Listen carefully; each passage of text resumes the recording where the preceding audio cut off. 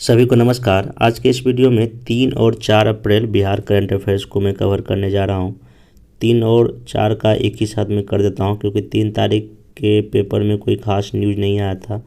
मैं पहले ही बोल दिया जिसमें कुछ ज़्यादा न्यूज़ होगा तभी वीडियो बनाऊँगा। तो आज 3 और 4 का वीडियो बना देता हूँ। तो इसमें मेनली कई लोगों का भी डाउट है कि पेपर जो मैं कवर कराता हूँ कौन सा न्यूज़पेपर है। तो मैं फिर से बोलना चाहता हूँ, बिहार के पटना एडिशन में दैनिक जागरण, दैनिक भास्कर, हिंदुस्तान, प्रभात खबर, आज तक और भी 1-2 न्यूज़ आता है। उन सब में जो भी एग्ज़ाम के पॉइंट ऑफ व्यू से खास करके बीपीएससी पीटी मेंस इंटरव्यू के लिए बहुत इंपॉर्टेंट होता है, उसी न्यूज़ को मैं कवर करता हूं। और जिनको भी पीडीएफ चाहिए नीचे लिंक दिया गया है, न्यूज़ पेपर एनालिसिस करके है, चैनल है, ये टेलीग्राम पे बना हुआ, वहां जाके आप इस पीडीएफ को डाउनलोड कर सकते हैं। अब इसमें आज जो है एक तो जो भी न्यूज़ है उसको कवर मैं करूंगा ही करूंगा, साथ साथ एक मेंस का आंसर डिस्कस करूंगा ग्लोबल हंगर इंडेक्स के रिगार्डिंग, जो भी बहुत ही इंपॉर्टेंट क्वेश्चन होगा, इसको डिस्कस हम करेंगे। तो आइए, पहला क्वेश्चन है कि बगैर उत्पादन बिहार ने बिजली बेच जुटाए 1000 करोड़।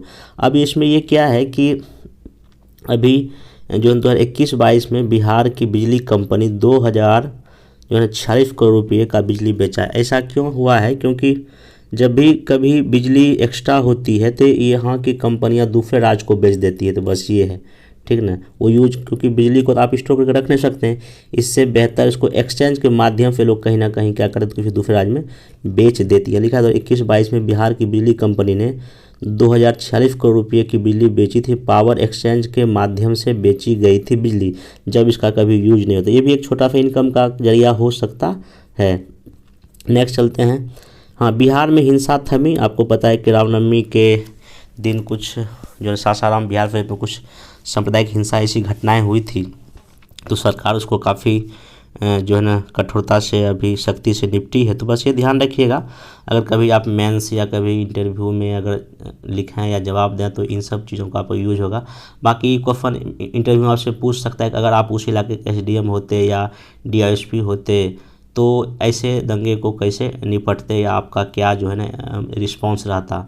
तो इसे सब आंसर को आप एक बैलेंस वे में सोच लीजिए कि चूँकि एक सेंसिटिव इशू है, तो सेंसिटिव इशू में हमेशा हमको पहले से, चूँकि जो अभी जिस तरह से चीज़ें चल रही है, तो हमको पहले से अलर्ट रहना पड़ेगा। पुलिस प्रशासन या जो मेरी जो खुफिया तंत्र है, या जो समाज में जो कुछ प्रभावशाली व्यक्ति होते हैं, जो समाज में जो मान्य होते हैं, उन सब से कुछ बातचीत करके पहले से ऐसे जो घटनाएं को हम रोकने का क्या प्रयास करेंगे, तो पहले भी प्रयास कर सकते हैं।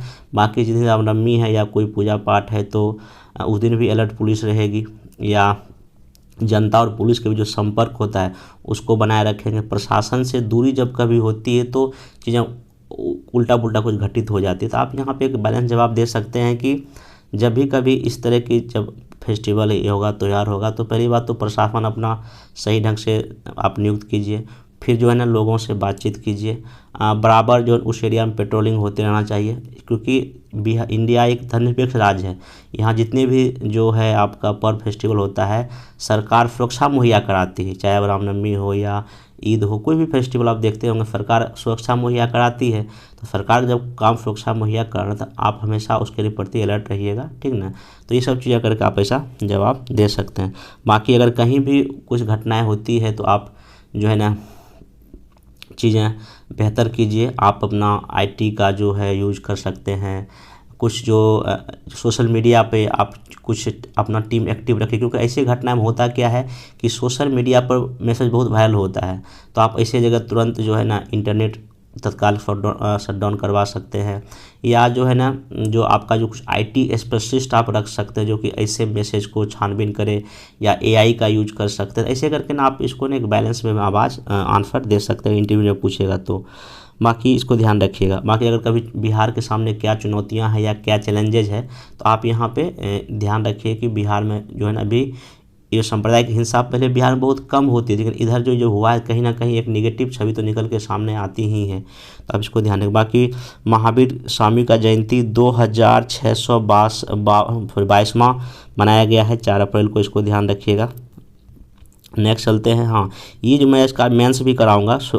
आपको पता है कि भारत या बिहार में जो है ना खाद्यान्न की कमी नहीं, लेकिन फिर भी यहाँ कुपोषण बहुत ज़्यादा है। भुखमरी सूचकांक में हम लोग बहुत नीचे हैं। आखिर इसका क्या वजह थी? यहाँ पे एक डेटा रिपोर्ट है जो कि आपके काम के लायक हो सकता है। अति गंभीर कुपोषण में बिहार 7वें नंबर पे है। अब इसको पढ़ के सुनाता हूँ कि बिहार में आंगनबाड़ी की बदलाही ने कुपोषित बच्चों की आफत ला दी। प्रदेश में 1,14,000 में से 50,000 से अधिक आंगनबाड़ी केंद्रों पर ग्रोथ मॉनिटरिंग डिवाइस ही नहीं है।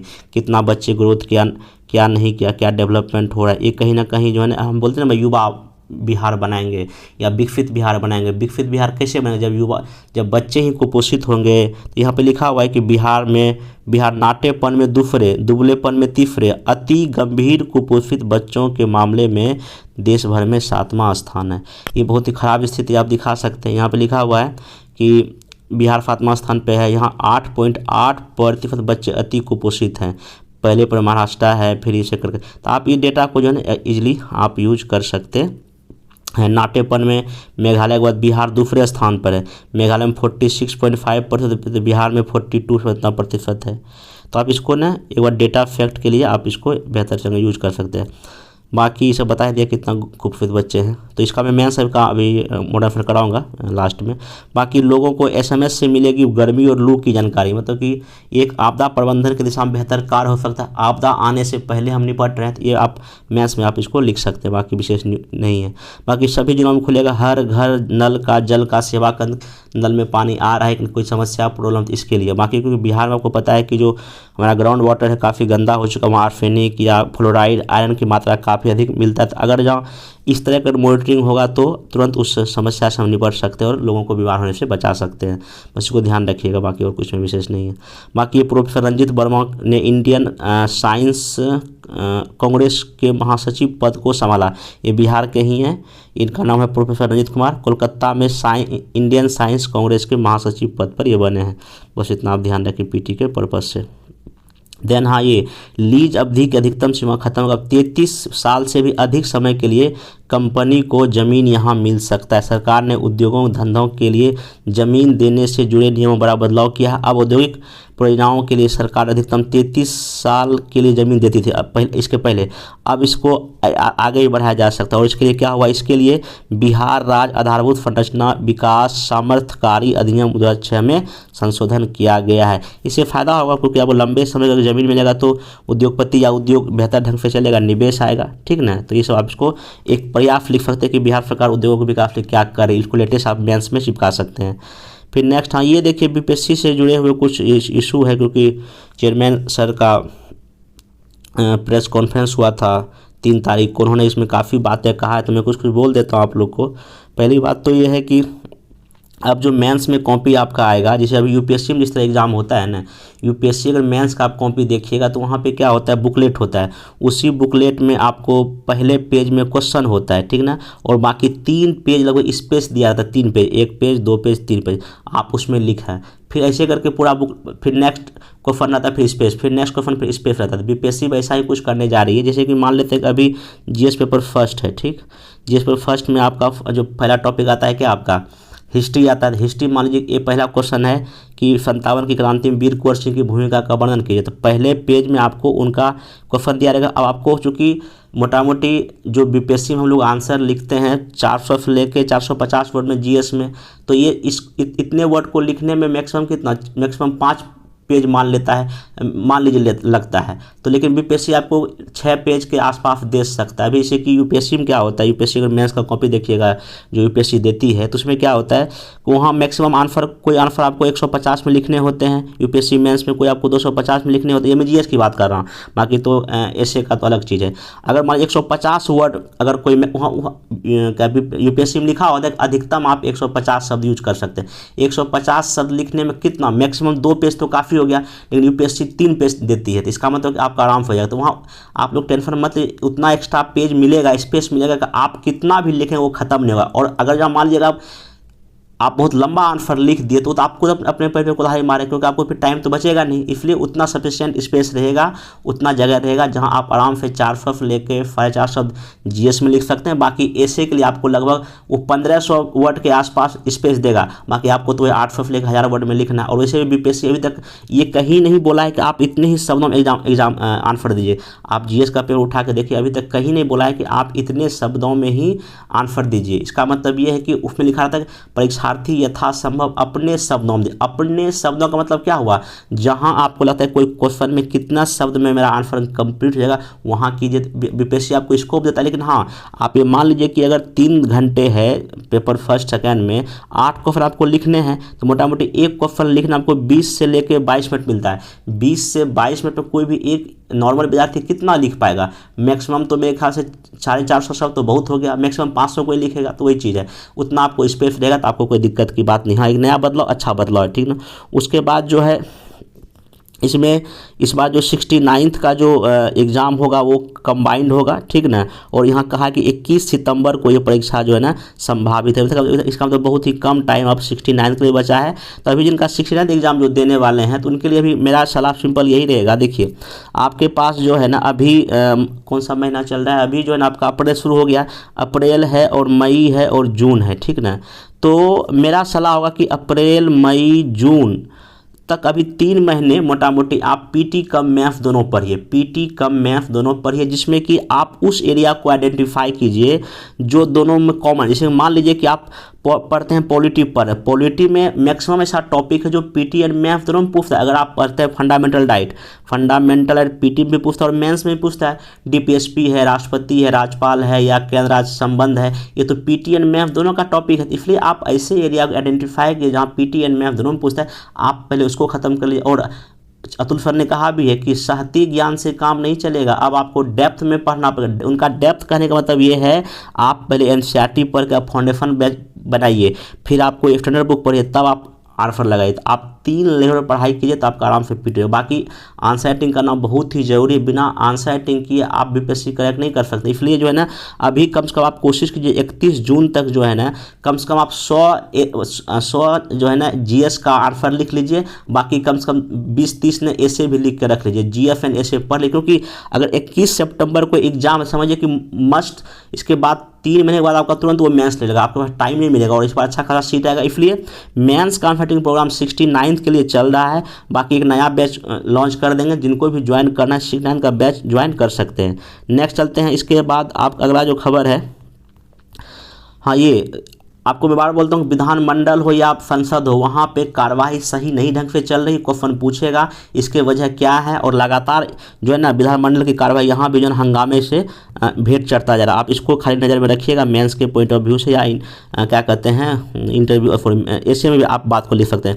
बाकी आपको पता है कि बिहार में जो एग्रीकल्चर मार्केटिंग का जो कॉन्सेप्ट है, यहाँ पे जो ना पैक्स कंपनियां, पैक्स जो कि एक सहकारी समिति है, प्राइमरी एग्रीकल्चर जो कमेटी है, वो पैक्स जो है ना गेहूं की खरीद करने जा रही है। तो अगर आपको लिखना है कि न्यूनतम समर्थन मूल्य पे अभी जो 2125 रुपये रखा गया एमएसपी जो गेहूं का खरीद होगा, और ये कौन खरीदेगी, यहाँ पे पैक्स जो है ना खरीद। और यहाँ पे अब इस बार 10 लाख मीट्रिक टन खरीदने का जो ना लक्ष्य रखा गया, बाकी किसानों को भुगतान भी कर दिया जाएगा। तो पैक्स यहाँ पे मार्केटिंग करने का काम करती है, ये ध्यान रखिएगा। नेक्स्ट आपका, हाँ ये वही सब बात है कि अब एक ऐसी परीक्षाओं के लिए कॉमन पीटी हुआ जाएगा, मेंस में वही सब बता ही दिया आपको, ठीक ना। और बस आपको जो है ना अब इस बार थोड़ा हो सकता है थोड़ा सा चीज़ें कुछ चेंज हो। बाकी ऑप्शनल ई रहेगा कि रहेगा, अभी चर्चा का अभी डिसाइड नहीं हुआ, आगे जो भी होगा इसमें आपको बताया जाएगा। बाकी नेक्स्ट जो, हाँ ये पीटी के लिए होगा, मुंगेर में 105 एकड़ में बना देश का पहला वानिकी कॉलेज। आपसे पूछ सकता है, एक बार ऑलरेडी बीपीएससी पीटी इसको पूछ चुका है। नेक्स्ट जो है घटनाक्रम, हाँ ये महावीर जी का जयंती है, स्वामी महावीर का। अब सिंपल ध्यान, इन्होंने 10 विचारों को आप व्यवहार में लाइए। पहला है सबसे हंसकर मिलिए, इससे सम्मान बढ़ता है। दूसरा, अपनी गलती मानिए, किसी को माफ़ कर दीजिए। तीसरा है किसी की प्रशंसा कीजिए, हौसला बढ़ाइए। चौथा है धन्यवाद कहिए, दूसरों की मदद कीजिए। अच्छा पढ़िए, अपने भीतर झांक कर देखिए। उसके बाद जो है ना जिसे पसंद नहीं करते उससे भी बात कीजिए, इनका कहना है। बाकी 7वां रुकावटें है तो उन्हें लिखिए और कई विकल्प मिलेंगे। करेंगे, लिखने से आप कुछ कुछ एक्स्ट्रा सोच पाएंगे। 8वां है कि 2 लोगों के संघर्ष में मध्यस्थता कीजिए, किसी का सहयोग लीजिए और साथ दीजिए। और 10वां है अपनी चीज़ें साझा करना और देना सीखिए। ये जो ना आप जीवन का 10 बेहतरीन बातें हैं, अगर आप अमल करेंगे तो जीवन बेहतर हो सकता है। बाकी वही जीवन का गेहूँ का जो खरीद बिक्री हो रहा है पैक्स के माध्यम से, इसको ध्यान में रखिएगा। बाकी ये महावीर जयंती है तो इनके बारे में कुछ कुछ दिया हुआ है कि पीटी के लिए प्रथम जैन संगति चंद्रगुप्त मौर्य के शासनकाल में पाटलिपुत्र में हुआ था, ठीक ना, उसको ध्यान रखिएगा। अध्यक्ष स्थूलभद्र थे। इसके बाद ये 2 भाग में बट गए, दिगंबर और श्वेतांबर। इसके बाद 24वें तीर्थंकर थे, सब पीटी में आप जानते ही हैं, तो इसको आप ध्यान में रखिएगा। बाकी तो कोई विशेष इसमें नहीं है। अब आते हैं जो मेंस का मोडाफा डिस्कस कर लेते हैं। क्वेश्चन यह है कि तीव्र आर्थिक विकास के बावजूद भी वैश्विक भूख सूचकांक में भारत की स्थिति चिंता की विषय बनी हुई है, आलोचनात्मक विश्लेषण कीजिए। सिंपल, आपको पहले आपको दिखा था कैसे इंडिया तीव्र विकास कर रहा है, फिर भी सूचकांक में हम काफ़ी पीछे, उसके क्या वजह हैं, क्या क्या कैसे है, इसका आपको आलोचनात्मक उस आलोचना भी करना है। क्या जो इतना कम सूचकांक आया है, क्या सरकार उसको मानी है या नहीं मानी। आइए इसको टू द पॉइंट आप कैसे लिखेंगे, पहले आप भूमिका लिखेंगे अच्छे से। वैश्विक भू सूचकांक में इंडिया का क्या स्थिति है, विश्लेषण कीजिए। भारत की आर्थिक विकास दिखाइए, फिर ये क्यों है चिंता करना, ये दिखाइए। पक्ष विपक्ष लिखिए और अंतिम में क्या स्टेप होना चाहिए ये भी आप लिख के आंसर क्या कीजिए, खत्म कीजिए। यहाँ पे आइए हरित क्रांति भूमिका देखिए, ऐसे लिख सकते हैं हरित क्रांति के 45 वर्ष के उपरांत जहां भारत में खाद्यान्न की मात्रात्मक आत्मनिर्भरता हासिल की, वहीं दूसरी ओर खाद्य की सुरक्षा ने कई मिलियन लोगों को भूख के पेटे सोने की स्थिति में उत्पन्न की है, ये लिख सकते हैं। जैसा कि हाल ही में आई रिपोर्ट वैश्विक भूख सूचकांक में दर्शाया गया है कि इंडिया 107वें स्थान पर है और इसका रैंक पिछले साल तुरंत गिर ही गया। वहीं अंगटाड द्वारा जारी रिपोर्ट 2022 को देखें तो प्रतीत होता है कि भारत का ग्रोथ रेट 5.7 रही और आर्थिक सर्वे अनुसार भारत का ग्रोथ रेट 22-23 में 6.5 रही। विकास दर बढ़ता है लेकिन भुखमरी भी बढ़ती जा रही, ये कहीं ना कहीं विरोधाभास है, ये पूछ सकता है ऐसे में भी, मेंस में तो आएगा ही आएगा। बाकी वहीं यूएनओ का रिपोर्ट कहता है कि देखिए भारत का कैसे ग्रोथ रेट हो रहा है, आप इसे आप बार ग्राफ में दिखा सकते हैं। फिर यहाँ देखिए हमने कितना रिकॉर्ड खाद्यान्न उत्पादन किया है, 310 मिलियन टन उत्पादन हुआ है। इसमें खाद्यान्न, दलहन, तिलहन, चावल सब है। और कृषि में जीडीपी में योगदान लगभग 20% के आसपास है। इतना हम देखिए, आप इसको पाई चार्ट 12 ग्राफ से दिखाने का कोशिश करें, क्योंकि अब जो अतुल सर का जो कहना है, अब जो मेंस में क्वेश्चन आएगा आपसे कुछ अपना व्यू पूछेगा और रोजगार परक ऐसा क्वेश्चन पूछा जाएगा। आप ऐसे सब डेटा पाई चार्ट डायग्राम आपको यूज करना पड़ेगा। आगे यहाँ लिखना पड़ेगा, उपरोक्त रिपोर्टों का विश्लेषण करने पर ऐसा प्रतीत होता है कि भारत में मात्रात्मक उपलब्धता का विकास भी हो रहा है, लेकिन प्रत्यक्ष लाभार्थी तक इसकी पहुंच नहीं हो पा रही, जैसा कि ग्लोबल हंगर इंडेक्स में ऐसा दिखाई पड़ रहा है। हालांकि इस रिपोर्ट में देखिए गंभीर फेने रखा गया, 29.1 ही स्कोर है और ये 4 संकेतों पर जारी किए जाते हैं। जैसे कि यहाँ देखिए अल्प पोषण में इतना प्रतिशत है, चाइल्ड वेस्टिंग दुनिया में सबसे ज़्यादा भारत में ही है, चाइल्ड कुपोषण यहाँ सबसे अधिक यहीं पे है और बाल मृत्यु दर भी सबसे अधिक यहीं पे है। और बिहार के परिप्रेक्ष्य में भी आप ऐसा ही एक चार्ट या डायग्राम बना के आंसर को दिखा सकते हैं। हालांकि उपरोक्त रिपोर्ट को सरकार ने खारिज किया है। उनका मानना है कि इस रिपोर्ट को मापने का पैमाना में विसंगतियां हैं और नमूना काफ़ी छोटा लिया गया है। सरकार जो भी हो, सरकार के विकास के साथ साथ खाद्य सुरक्षा को सुनिश्चित करने के लिए भुखमरी से निपटने सरकार प्रयास कर रही है। जैसे कि ईट राइट इंडिया मूवमेंट है, पोषण अभियान है, 45 फूड लाया जा रहा है, प्रधानमंत्री मातृ वंदना योजना है, नेशनल फूड सिक्योरिटी एक्ट लागू किया, मिशन इंद्रधनुष है, आंगनबाड़ी केंद्र बनाया गया है, प्रधानमंत्री गरीब कल्याण योजना है। हाल ही में बजट 2023-24 में श्री अन्न योजना भी चालू किया गया है मोटे अनाजों को बढ़ावा देने के लिए। अद्यपि इन प्रयासों के बावजूद अभी भी भुखमरी और कुपोषण को दूर करने हेतु भुखमरी विकास और भी आवश्यकता है। जैसे पोषण के जो है ना चश्मे केवल भोजन तक ही बल्कि स्वास्थ्य, जल, स्वच्छता, लिंग आदि पर भी होना चाहिए। मिड डे मील योजना हेतु सोशल ऑडिट करना चाहिए, सहकारिता को बढ़ावा देना चाहिए।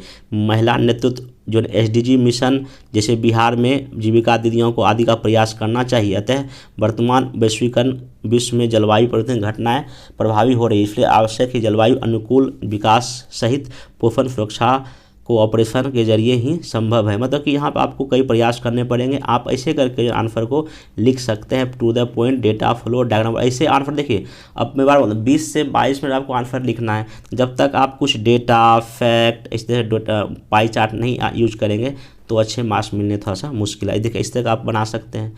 तो ये सब आंसर राइटिंग प्रोग्राम में होता है। तो बाकी जो है अब नेक्स्ट जो वीडियो होगा उसको कवर करेंगे। बाकी 68 जो है अब 12 मई को कंफर्म हो गया, एग्ज़ाम हो ही रहा है, 3 दिन एग्ज़ाम है। जिनका भी 68 मेंस है उनके लिए मेंस राइटिंग प्रोग्राम 6 अप्रैल से नया बैच शुरू हो रहा है, ऐसे का भी जो हो रहा है। जिनको भी ज्वाइन कर नीचे देगा नंबर पर कांटेक्ट कर सकते हैं। बाकी जिनका 69 है उनके लिए और फिर से मैं बोलना चाहूँगा, देखिए 21 सितंबर को अगर आपका पीटी हो रहा है तो मोटा मोटी जो भी आपका टाइम है जून तक तो पीटी का मेंस पढ़ें, अच्छे से पढ़ें और ऐसे पढ़ें कि 31 जून तक की समझिए कि आपका मेंस का मोस्टली एरिया कवर हो जाए और लगभग 100 को अपना प्रैक्टिस कर लें। फिर बीच बीच में ऐसे राइटिंग भी करते रहें, ठीक ना। जब तक आप लिखें तो नहीं होगा, और उस बीच में जब पीटी हो जाएगा तो बहुत ही कम टाइम मिलेगा। कैसे दिक्कत, एग्जाम दे के आइएगा, पीटी होगा कि नहीं, उसी उधर में 1 महीना बीत जाएगा। इससे अच्छा है कि अभी तैयारी कर लीजिए। और बीपीएससी का वैकेंसी लगातार तो अब आना ही है, चाहे 5 महीने में आवे, 1 साल में आवे, इसलिए तैयारी लगातार रखिए। बाकी बिहार का करंट अफेयर्स को लेकर आपको बिल्कुल तनाव ले लेना। हमारा यूट्यूब चैनल आपको यहाँ पे पीटी मेंस के रिगार्डिंग बहुत कुछ कर देगा, बस आप फॉलो करते रहें, पढ़ते रहें। तो मिलते हैं नेक्स्ट वीडियो में। Thank you.